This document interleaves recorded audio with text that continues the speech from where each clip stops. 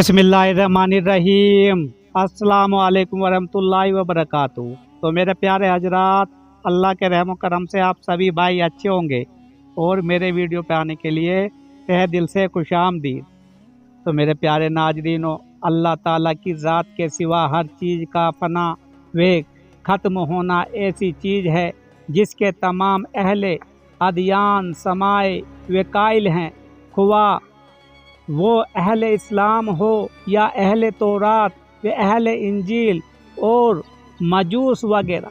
इसीलिए हमने इस बहस में ज़्यादा दलाइल पेश नहीं किए। अलबत्ता एक कौम दहरिया ने उससे इख्तलाफ किया है, लेकिन हम उनको कौल के गलत होने पर इस किताब में ना कोई बहस करेंगे और ना किसी किस्म की दलाइल पेश करेंगे, इसलिए कि उनका खता पर होना बिल्कुल जाहिर व बद यही अमीर है जिस पर दलाइल कायम करने की हाजत नहीं है।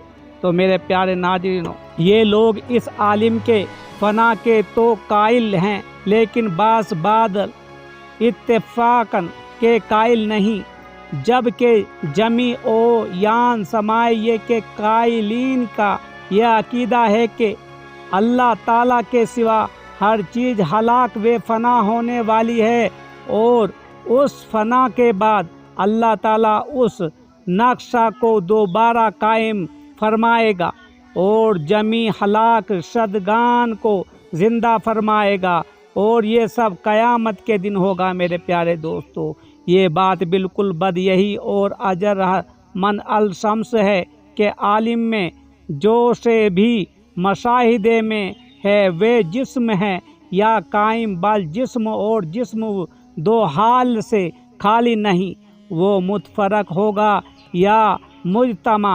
अगर मुतफरक है तो उसमें तरकीब व तालीफ का इम्कान यकीनी है और अगर मजतमा है तो उसमें उसके अंदर भी अख्तराक मुमकिन है और ये दोनों यानी इख्तराक मा एहतमाल अल तरतीब या अस्तमा एहतमाल अल खतराक चौंके लाजिम व मुलजिम हैं। इसलिए एक के मादूम होने से दूसरा भी मादूम हो जाएगा।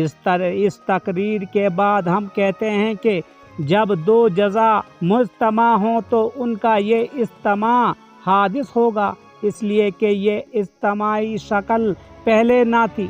इस तरह इज्तमा के बाद इख्तराक वाक़या हो तो ये इख्तराक भी हादस होगा, इसलिए कि ये इज्तमाई शक्ल पहले ना थी और ना ये इख्तराकी शक्ल, बल्कि सब बाद में पैदा हुई हैं। जब आलिम में मौजूद हर शी का ये ही हाल है कि इस पर हदूस तारी होता है, तो उन मुशाहिदाती अशियाए की जिन्स में से जो ऐसा मुशाहिद नहीं अदम की वजह है, तो उनका हुक्म भी मालूम हो गया कि वो भी हदूद खाली ना होगी। मेरे प्यारे नाज़रीनों, तो याद रखना मेरे प्यारे दोस्तों, दुनिया में अगर कुछ भी चीज़ है आप यही सोच के चलो, क्योंकि दुनिया में जो भी चीज़ अल्लाह ताला ने बनाई हैं, जो भी कोई मखलूक है, एक दिन मेरे प्यारे दोस्तों सब कुछ ख़त्म होने वाला है और यही हकीकत है। और फिर जब अल्लाह ताला सब कुछ फना कर देगा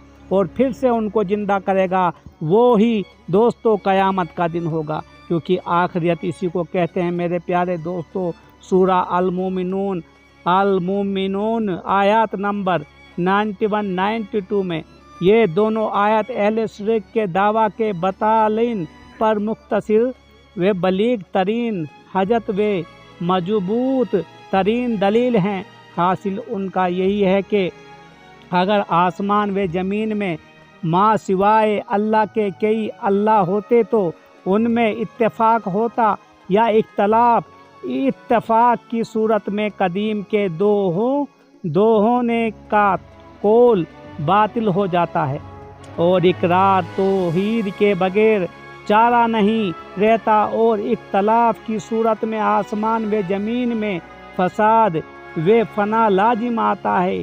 इसलिए कि एक अगर किसी चीज को पैदा करता तो दूसरा उसी की मुखालफत की बनाए पर मादूम वे ख़त्म करने की कोशिश करता, क्योंकि हमने दोनों के इफ़काल मुख्तलिफ फ़र्ज किए हैं। जिस तरह के आग का काम गरम करना और बर्फ़ का काम ठंडा करना है। हकीकत का अल्लाह ताला ने कुरान करीम में बयान फरमाया, अगर आसमान व ज़मीन में कई खुदा होते तो ये दोनों तबाह व फना होते। बस अल्लाह ताला जो के रब अर्श है उन तमाम चीज़ों से पाक है जो कि ये मुशरिकीन बयान करते हैं। तो मेरे प्यारे दोस्तों, इसके अलावा एक और एतबार से भी ये कौल बातिल है, और वो इस तरह के अगर बाल फरज अहले शिरक के दावे के मुताबिक दो कदीम वे जोद तस्लीम कर लिए जाएं तो वो कदीमीन दो हाल से खाली नहीं, दोनों कौमी होंगे या आजिजा। अगर आजिज हों तो हर एक अपने मुकाबिल की नस्बत आजिज होगा, इसलिए कि मुकाबिल के को हमने कवि करार दे दिया, जिसका लाजमी मुतबा दूसरे का अजज है। इस दलील की रो से दोनों ही आजिज करार पाए गए हैं, और आजिज अल्लाह बनने का अहल नहीं। अगर एक अपने मुकाबिल पर कौमी हो तो मगलूब अपने साथी की कोत के सामने आजिजा और बेबस होगा, और ये मायने अल्लाह होने के मुनाफी हैं। नतीजा ये है कि कदीम वाहिद का तस्लीम करना ज़रूरी है, वे अगरना हर सूरत में महाल को तस्लीम करना लाजिम आता है। अल्लाह ताला अहले शिरक की इफ्तरा पर दाजियों से पाक वे मबरा है।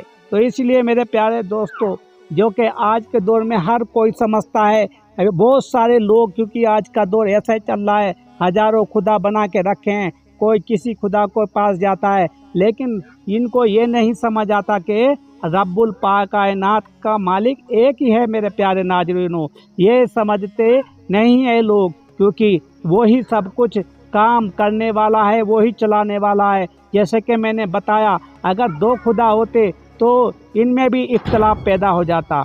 इसलिए मेरे दोस्तों, जब भी बाद में हमारा कलमे का यही मतलब होता है, ला इलाहा इल्लल्लाह मुहम्मदुर रसूलुल्लाह, क्योंकि अल्लाह एक है और मोहम्मद रसूलुल्लाह सल्लल्लाहु अलैहि वसल्लम उसके पैगंबर हैं, और अल्लाह के सिवा कोई भी माबूद नहीं।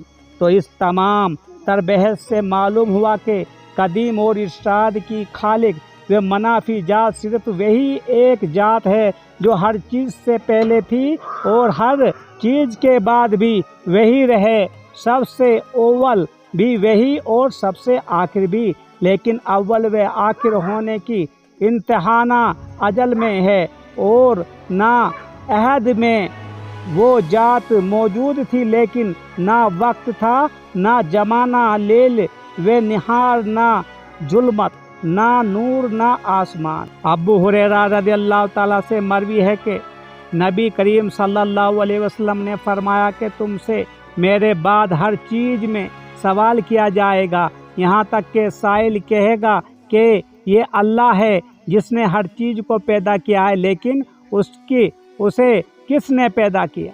नतीजा बन यही कहते हैं कि मैं हजरत अबू हुरैरा रज़ियल्लाहु ताला अन्हु के पास मौजूद था कि लोगों ने इसी तरह के सवालात करना शुरू किए।